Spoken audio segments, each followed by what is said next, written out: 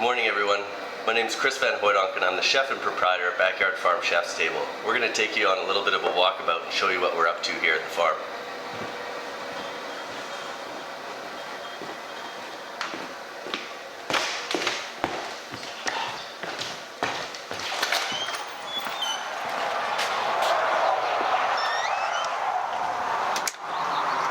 So a large part of the history of the farm is something that we really want to encompass and experience in.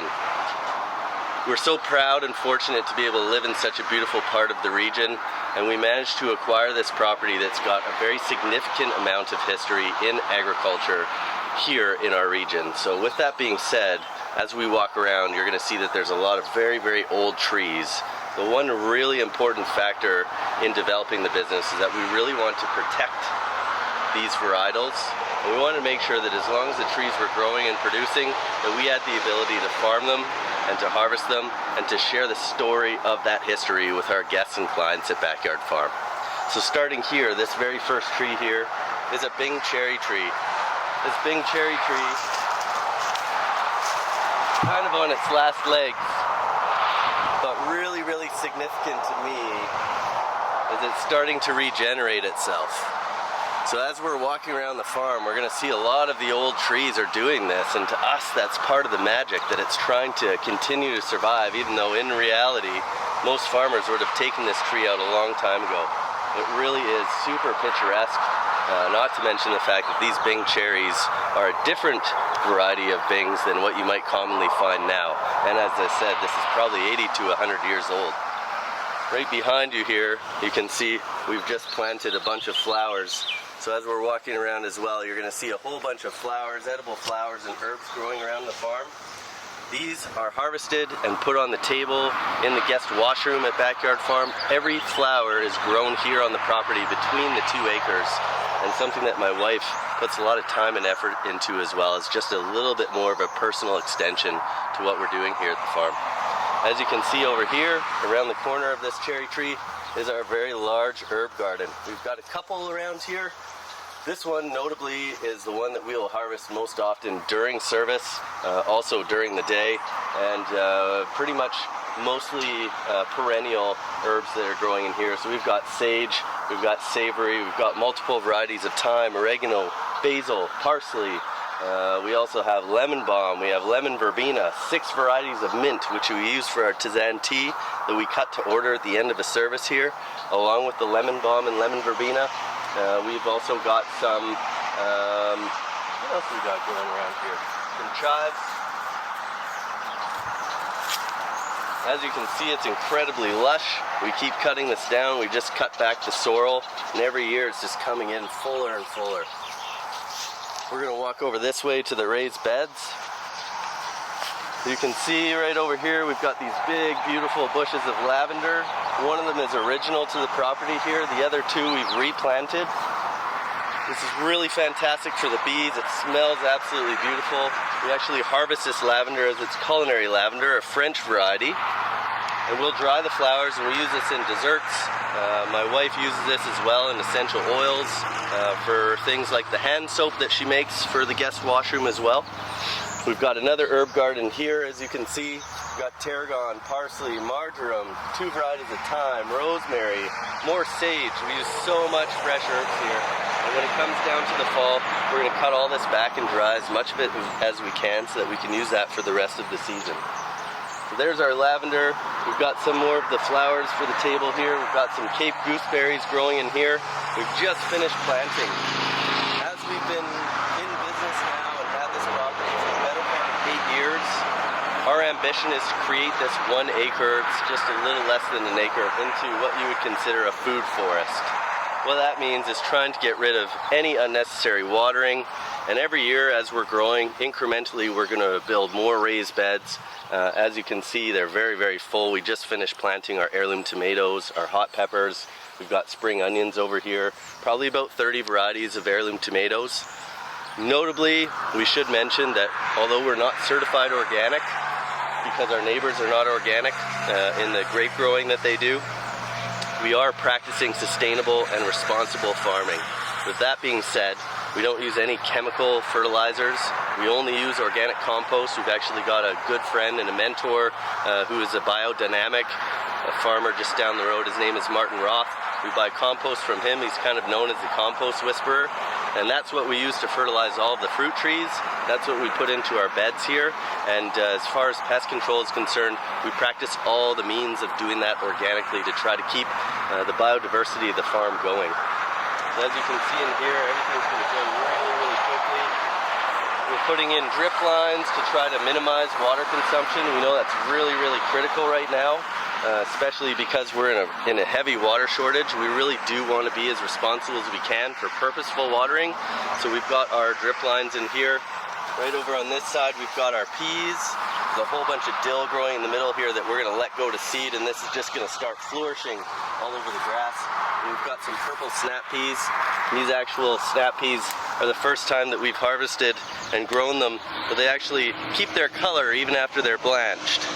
And these are a little snack for my two little girls, Baker and Ainsley. They like to walk around through here, fill their pockets with these, and I think this is a much better means of some afternoon snacking than what normal kids might get, cookies and such. So peas here, we've got shelling peas over there. My wife, Mikkel, does all of the planting and all of the guarding and the maintenance. What she's going to do is replant in succession once the heat goes away. When it gets too hot, the peas go into stress mode, so they stop flowering. So our harvest is probably going to be coming to an end here pretty quick, as it's gotten hot pretty quickly. So we're walking over this way. We put in the split rail fence a few years ago as part of the character of the farm. We really want people to feel like they're in a really old world or historical place, and split rail fencing is really, really unique. Every rail is a little bit different. We don't have to do anything to it. It just weathers naturally and ends up looking really nice and rustic, which is what we're going for. And as you can see from the outside, the house itself, we've done no changes to the house. This is the original building that was on the property when we bought it. We wanted to keep it that way. We've done some modest renovations just to make sure that we're keeping the character of the home that the people we purchased from raised their family in for 60 years on this property, which to us is something that we would like to carry that on and raise our family here as well. So we put in this arch in the first year that we've been able to grow sweet peas, which is one of my wife's favorite flowers, and anybody who goes into botany and gardening can recognize that these are incredibly difficult to grow in such a hot and dry region. And these are going to be on the table centerpieces this evening as well. They smell absolutely beautiful. And this arch is sort of our means of offering a bit of a welcome, if you will, when people drive up. We're going to walk over this way. So as we're continuing on, we're right in almost in the peak of cherry season here at the farm. Some of the oldest trees on the property are cherries, and they're all very old varieties. We grow a couple of Bings, but we've got Sams, Lapins, Lamberts, Vans, and they're all really, really delicious cherries. I like to think they're more of a chef's cherry. They may not be big, huge, and massive, but the flavor is absolutely beautiful. The color is really, really dark black. So over here, more heirloom tomatoes. We've got some edible greens in here as well, some nasturtiums, some Swiss chard, multiple varieties of kale, and onto our cherry trees. This is a Vans cherry, and you can see we have got one heck of a harvest coming. These are probably about a week away from starting to spot pick, and these trees are just chock-a-block full. Just delicious cherries. We do all the picking, we do all the pitting. Last year Mikkel managed to pit and process probably anywhere from 500 to 600 pounds of our cherries, so we can use them on our menus year round. So we vacuum seal them after they've been pitted and frozen, and we'll have them on the menu right through until cherry season again. We're just going through the last of last year's harvest.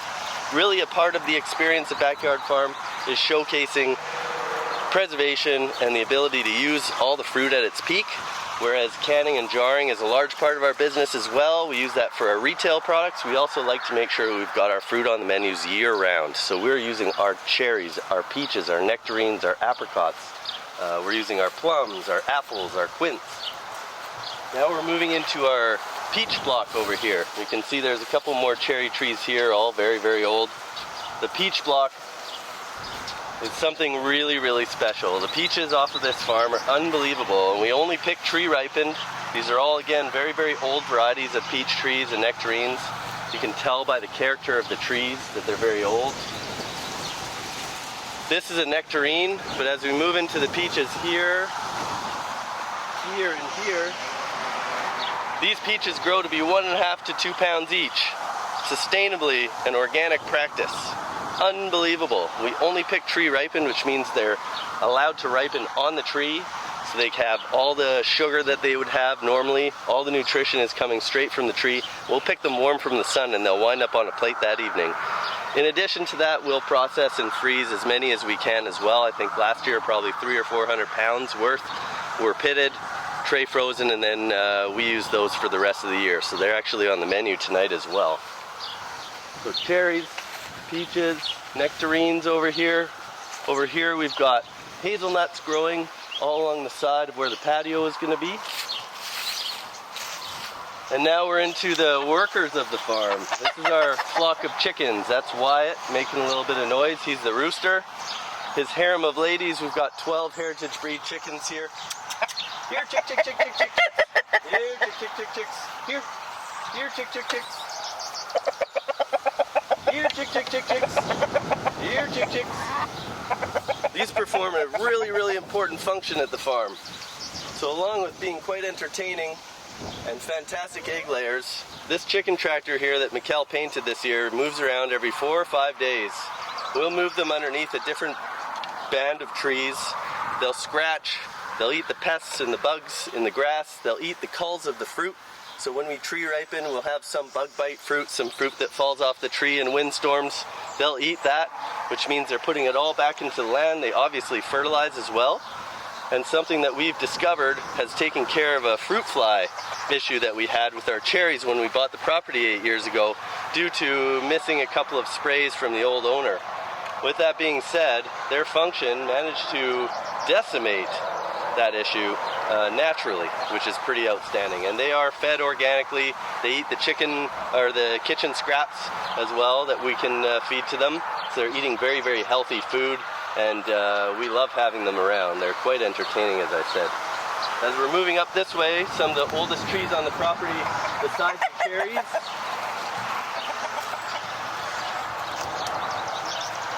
These beautiful plum trees. As you can see by the trunks here, these probably have some of the most amazing character in the entire orchard. We can assume these trees are about 80 years old. They're a Japanese variety of plum. They're just beautiful plums, super tasty. Not a huge crop this year. They're actually in a transitional year, so every 3 years with plums and apricots and actually apples as well is a cycle. The first year will be a lean crop, second year will be sort of a 50% crop, and the third year is a bumper crop. And right now we're in the lean crop, and last year was the bumper. This is our apricot tree, one of them. Same thing, it's in a lean year this year, but a really old tree. Beautiful apricots, about this big, bright, bright orange, beautiful for preserving. An Italian plum tree over here. And then we're into another Italian plum tree right here, this big guy. Just rains plums, and you can see we've got a pretty nice harvest. This is the mid 50% yield year. Last year was the peak, but you can see up here we're gonna have a really nice crop of plums. And they're self-thinning, so they're actually a little bit less work than having to do all the thinning as we do with the peaches and nectarines. As we move over this way, and we're still on the bottom backyard farm acre, you can see the remnants of some beautiful rhubarb that unfortunately the chickens had their way with. This is where they were before. This rhubarb was planted by the owners of the property. I have another one up at the top house as well. But just beautiful, sweet rhubarb, and one of the nicest ways transitioning from spring into summer is actually with putting rhubarb on the menu. Now we're into our garlic patch. Mikkel has been seed saving garlic now for the better part of 9 years, so she saves the biggest and most beautiful cloves of garlic, which she plants. We plant in the fall. They're about the size of your fist when all is said and done. We're going to be harvesting this probably 2 or 3 weeks from now, and It is probably the most wonderful garlic that I've ever had.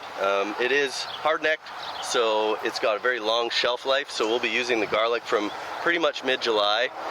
Once it's cured, we'll use it straight through. Last year we finished the last of our garlic by February. We'll also dry some, make garlic powder. We use this in our Salamoya salt, which is an herb-infused salt that we sell quite a bit of on our retail program as well. As we're moving over this way, we've got our raspberry patch in here. Now we've got some of our bigger cherry trees, which we'll walk down the other way and I'll show you after we go to the beds up here. So all you can see here, the wood shavings. We don't burn our orchard prunings. We do a little bit extra work and put in a little bit of extra effort by way of chipping all of our orchard pruning so that it goes back into the land. It's also really good for absorbing moisture. So we'll put this down in any of the dusty areas, the staff parking area, anywhere that there's a lot of dryness and the irrigation doesn't get very much. And that way it's going to keep the water in, and after 2 or 3 years it's broken itself down and composted back into the ground. So our idea is that it's much less wasteful. As I said, 1 full day worth of work for a huge amount of benefit, putting the nutrients back into the soil with all the effort that we put into farming the land ourselves. So as I said, we're growing manageably here. With 2 little kids, we decided we wanted to invest as much time as we could to be a part of their lives and making sure that we can enjoy the time, because the truth of life that we've discovered, especially in the last 5 years, 6 years I guess since Ainsley was born, is that the value of time is so much more valuable than money.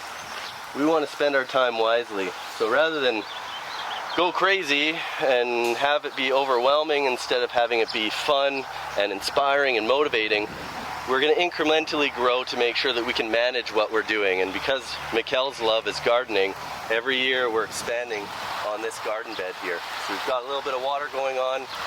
We've been harvesting the first of our beets, using those on the menu for about the last week, and it's only the last week of June almost, which is pretty fantastic. We've got 4 varieties of kale, we've got more garlic here, sunflowers to keep the birds here, which is great, heirloom carrots growing along the fence as well, some drying beans. You can see the remnants of last year hanging there. She had pinto beans growing, orca beans, jade beans, all drying beans that we can use for things like cassoulet in the wintertime. More heirloom tomatoes back here. She's got some edible flowers growing here as well, some beans, actual like pole beans. We've got hops growing on the fence back there as well, has 2 kiwis.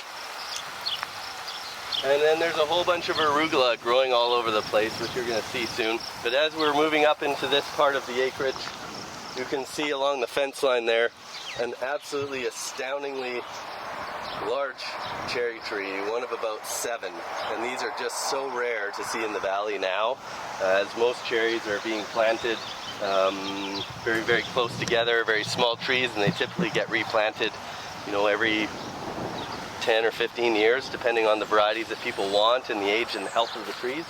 We've got more apricots here, plums, we've got lots of peaches up on this block, nectarines as well as the cherries along the fence line there, and a sour cherry tree as well. And I just want to show you some of the most delicious peaches here.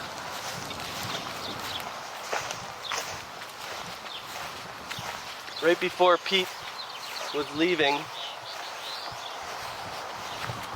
a last-ditch effort as he was in his late 80s, before he was needing to move to Kelowna closer to his family, he decided to cut out a bunch of trees to make it more manageable because he wasn't as mobile and it was too much work for him to do on his own. This is one of the trees that he cut down. And as you can see, just like the cherry tree in the front, it's regenerated itself. A very, very, very old variety of Fairhaven peach. They're beautifully sweet. They're a little bit of a later variety, so we get those sort of mid-September. So we'll almost have peaches until October. But just an unbelievably cool part of the property when you see the trees coming back after being cut down. I mean, it was literally just a stump, and now we're getting a fantastic harvest out of this. And the character of the tree is really quite beautiful. Now you're going to see we've got our beehives. This year we've got 10. Very large part of the story. We all know that bees are sort of becoming a little bit more endangered and we work together with a gentleman named Kevin and his wife Janelle at Okanagan Wild Brush Honey. So he brings the bees here after pollination, and we're like an incubator property. So what he does is he brings small colonies here to grow and become bigger, because we have the bee cage here. Obviously it's safe from bears and that sort of thing. In addition to that, with all the flowers that are blooming around here, you know, having a very healthy ecosystem in this small little piece of paradise, this is a really healthy place for the bees to grow and flourish. So he's also been offering a mentorship piece to us when I have time, obviously, to be able to show me beekeeping and kind of give me an idea of what happens here. And we also exclusively use his honey. He saves the honey from the farm for us to use in our menus as well. And we get to harvest honeycomb straight from the hive that we can use on things like our cheese boards for our private bookings and for our culinary workshops. This is a little bit of the magic right here. This is our compost pile. So we compost from the winter coop of the chickens, whatever we have left over for Martin's compost. We started our own pile. So this is what we're going to be using. That's the black gold we'll use in all the garden beds, under all the trees. This is our mulberry tree, our huge mulberry tree. Somebody may have forgotten to prune the mulberry bush at some point, way long time ago. This 80-foot tree just rains mulberries. Really good again for the bees. We do harvest a lot and use them on menus. They're very sweet. You do actually need to have 2 trees on your property to get this kind of a harvest, but it's just a massive tree. The grass, as you can see, is purple. The dog is usually purple. These are really interesting berries, and you don't see a lot of them around, and we do harvest as many as we can, but as you can see, it's almost impossible to harvest the ones at the top of this tree. But just a really beautiful tree, lots of character, obviously adding to the farm. And as we move to the upper orchard,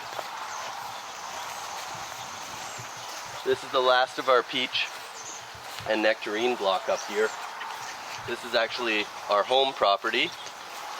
We manage the property down below. These are all very old varieties of peaches, mostly mid-season. We have a few early season Red Havens. But we've had to take a few trees out as they are at the end of their life, and we're going to be replanting this year with more peaches. Lots of shade here with the very big trees. I mean, obviously if you look, you can see that these trees are not young. When they were probably first planted, there's no expectation they're going to be this huge, so there is limits to what we can grow up here. But we want to continue making sure that we can grow as much food as possible, as everything that we grow on the farm here winds up in the business. As we transition back down to the bottom property, this is where a lot of the flowers are being grown for the dining room. You can see very old rose bushes here, multiple colors.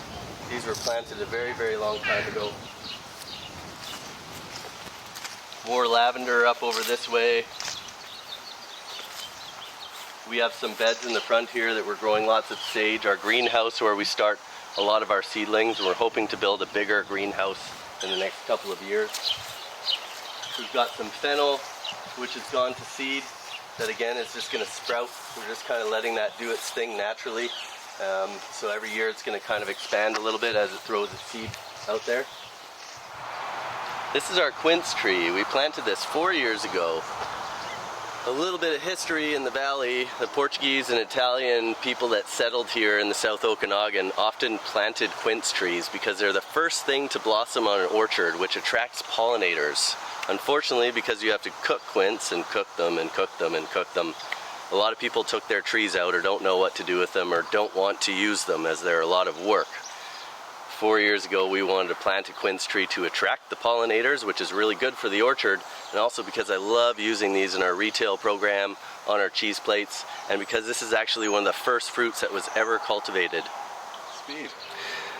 This is our production kitchen. This is where we do most of our catering prep. As our menus developed as what's fresh and beautiful from our farming partners, our local suppliers, and our ethically sustainable ingredient partners in business, everything's fresh. As it comes in, it's basically sold. So we'll have no inventory and then inventory, obviously. This is where a lot of our prep happens during the day. We've got a huge mixer, lots of table space, beautiful convection oven, ventilation, refrigeration, a huge sink around the corner in here as well. This is where we'll do a lot of the fruit processing. This is also where we'll do some of our bread production. As you may have seen prior, we have our food dehydrator out so that we can do our sun-dried cherries for our cheese plates. A lot of action happens down here. We've made good use of a very small space, and this is Health Board certified as a production facility as well. This is also where we have 2 of our freezers that we store our cryovac fruit from the farm that we can use for the rest of the year. I want to acknowledge that I understand that the RDOS Board of Directors is incredibly busy. You have a lot of decisions to make. You have a lot of considerations to make in a decision like this. And with that being said, I thought that this may be a good way to encourage a little bit more understanding and thought about what it is that's at risk here. This is not about money. This is not about just a business. This is a life that my wife and I chose. I've been cooking for 25 years. And with the ability for us to do this and raise our kids and grow food and share the story of why we decided to do this here is really important to us. It's everything to us. It's our livelihood. It's the way that we've chosen to raise our family. I do hope that this gives a little bit more perspective into what your consideration is about, that this is a farm, that we are representing the essence and the spirit of the bylaws by way of really promoting and encouraging more thought into food production and into agriculture. We just have a very unique way of being able to do that. I guess because I can anticipate it would be difficult for you to come out here and see with your own 2 eyes. Hopefully this gives you a little bit of insight into what it is that we're trying to do and what we're trying to build. And I hope that you will take some heavy consideration into what this decision is going to do to help us. And this is the reason why we work so hard and do what we do. This is Baker and Ainsley, the loves of our lives and the future of the farm.